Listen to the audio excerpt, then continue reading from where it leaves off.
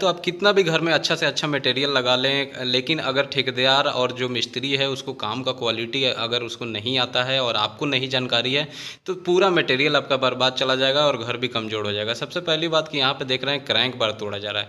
आए दिन आप देखते होंगे आपके भी घर में क्रैंक बार तोड़ दिया जाता है, क्योंकि अभी सभी के घर में हो रहा है। लेकिन क्या क्रैंक बार जो दिया जा रहा है वो सही है? क्या सही तरीके से आपके घर में दिया गया है? अब जैसे यहाँ देखिए, ये क्रैंक बार में कितनी बड़ी मिस्टेक की गई है। क्रैंक बार सभी जगह दिया गया है, आप ध्यान दीजिएगा जितने भी है, जैसे कि ये क्रैंक बार हुआ, फिर एक छोड़ के सरिया, फिर एक और आपको क्रैंक बार दिया गया है। अब इसके बीच की जो दूरी है वो 150 mm की रहना चाहिए, यहाँ देखिए। लेकिन क्रैंक बार के ऊपर ये जो सपोर्ट बार आपको दिख रहा है, ये जो मैं मार्क करके दिखा रहा हूँ, ये देखिए, एक ये हो गया जो साइन किया गया है, उसके आगे फिर एक और आगे 3 सपोर्ट बार है। ये सपोर्ट बार क्रैंक बार के नीचे होना चाहिए, जबकि यहाँ क्या है, सपोर्ट बार क्रैंक बार के ऊपर दिया गया है। तो ये बहुत बड़ी मिस्टेक है दोस्तों। ये मिस्टेक जो है ये आगे चल के इनको बहुत नुकसान देगी। अब ये अगर आपको पता रहता तो आप उसी टाइम सरिया वाले के रोकते। इतना सरिया आपका बंध गया, अब ये ढलाई होने वाली है, इतना सरिया यहाँ पे काट दिया गया, मटेरियल का नुकसान हुआ। अगर आप इस पूरे छत को खुलवाते हैं फिर से, ये जो सपोर्ट बार है असल में क्या है कि जो ऊपर बंधा है ना, वो क्रैंक बार के नीचे जाना चाहिए, बेंटअप बार के नीचे जानी चाहिए थी, तब जाके ये बेंटअप बार को आपको सपोर्ट देगा नीचे से। अब जैसे आप देख रहे हैं, ये 1 नंबर हो गया, 2 नंबर, 3 नंबर, 3 पीस यहाँ पे क्या है, जहाँ से यहाँ से क्रैंक बार उठा है और हमारा बीम तक, सपोर्ट तक, ये हमारा 3 पीस यहाँ पे सपोर्ट बार दिया गया है, यानी क्रैंक बार के जो नीचे दिया जाता है। वो नीचे किस लिए दिया जाता है? ताकि वो क्रैंक बार को नीचे दबने ना दे। वहाँ मटेरियल बहुत सारा डाला जाएगा, वहाँ पे हमारे लोग आएंगे जाएंगे, तो अगर वो नीचे दब गया, वो फ्लैट हो गया, मतलब कि नीचे झुक गया, तो फिर क्रैंक बार देने से क्या फ़ायदा? जबकि क्रैंक बार दिया किस लिए जाता है? अब क्रैंक बार जो आप देखिएगा यहाँ पे, वो बीम के सपोर्ट पे दिया जाता है। अब बीम के सपोर्ट पे दिया क्यों जाता है? जो छत पे सबसे ज़्यादा जो इफेक्ट पड़ता है नेगेटिव बेंडिंग मोमेंट का, आप कह लीजिए, या शियर फेल्योर का, सबसे ज़्यादा सपोर्ट पे होता है, यानी बीम के पास होता है। तो उसी को टैकल करने के लिए, काउंटर करने के लिए क्रैंक बार दिया जाता है, ताकि आपका मान लीजिए किसी तरीके का वहाँ शियर फेल्योर का चांस हो या नेगेटिव बेंडिंग मोमेंट का चांस हो, तो वो क्रैंक बार उसको रोक सके।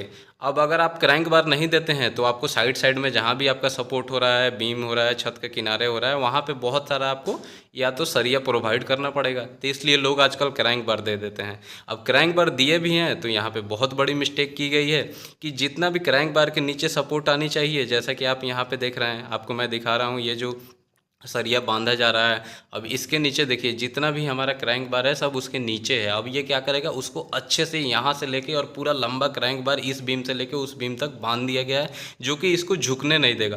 तो नहीं झुकेगा तो मजबूती से वहाँ एकदम खड़ा रहेगा। तो कितना भी आप उसके ऊपर आएँ जाएँ चलें कुछ भी करें, तो नहीं अपने पोजीशन से नहीं हटेगा। तो जितना भी हमारा जो उसका काम है, शियर फेल्योर को काउंटर करना और निगेटिव बेंडिंग मोमेंट को काउंटर करना, तो वो अपना बखूबी काम करेगा। तो ये बहुत बड़ी मिस्टेक है। अब ये जो चीज़ है ये आपके साथ भी हो सकता है। अब देखिए यहाँ छत में क्या है कि अभी ये ढलाई हुई है 2 महीने पहले, और यहाँ मैं आपको दिखा दूँ तो छत में अभी देखिए सीलन आ रहा है, और यहाँ से अभी बारिश का टाइम शुरू हुआ था तो यहाँ पानी टपकना स्टार्ट हो गया है।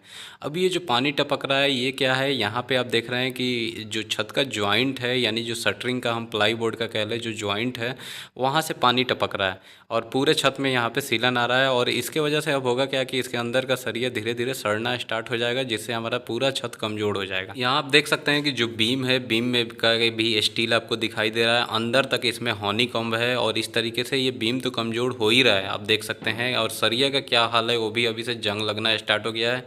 अब ये जो छत और बीम का कंडीशन है ये बिल्कुल बेकार है, और ऐसा छत बिल्कुल भी नहीं चलेगा।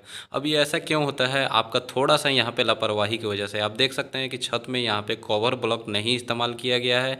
कवर ब्लॉक के जगह पे यहाँ पे जो ईंट के टुकड़े, मार्बल के टुकड़े, या फिर जो साइड पे रोड़ी होती है उसका इस्तेमाल किया गया है, जो कि बाद में जब हमारा सीमेंट का पानी जाता है या हमारा मॉइस्चर उसमें जाता है तो धीरे धीरे वो डिट्रॉयड हो जाता है, गल जाता है, जिससे कि आपके कंक्रीट में, छत में छेद रह जाता है, यानी कि होल हो जाता है, और वहाँ से पानी जाता है तो फिर आपके वो सरिया को गलाने लगता है, जिससे आपका छत कमज़ोर हो जाता है, तो उसमें क्रैक आने लगता है या फिर वहाँ से छत टपकना स्टार्ट हो जाता है। तो इसके लिए सिर्फ आपको करना क्या था कि आपको 1 रुपया या 75 पैसे का ये 20 mm या 25 mm का जिस भी ग्रेड का आप मसाला इस्तेमाल कर रहे हैं, कंक्रीट इस्तेमाल कर रहे हैं, M20 ग्रेड का या M24 25 ग्रेड का, उसी ग्रेड का आपको कवर ब्लॉक मिल जाता है मार्केट में, वो आप ले सकते हैं। और बीम के साइड में, बीम के नीचे और छत के नीचे आपको हर 3-3 फीट की दूरी पे ये कवर ब्लॉक लगानी है। नहीं तो आपका छत में ये हाल होगा, जैसे आप देख रहे हैं कि छत का नीचे का पूरा स्टील दिखाई दे रहा है और ये जो छत है अब किसी लायक नहीं है। आप फिर से इसको तोड़ के दोबारा बनाइए, तब जाके आपका छत सेफ रहेगा,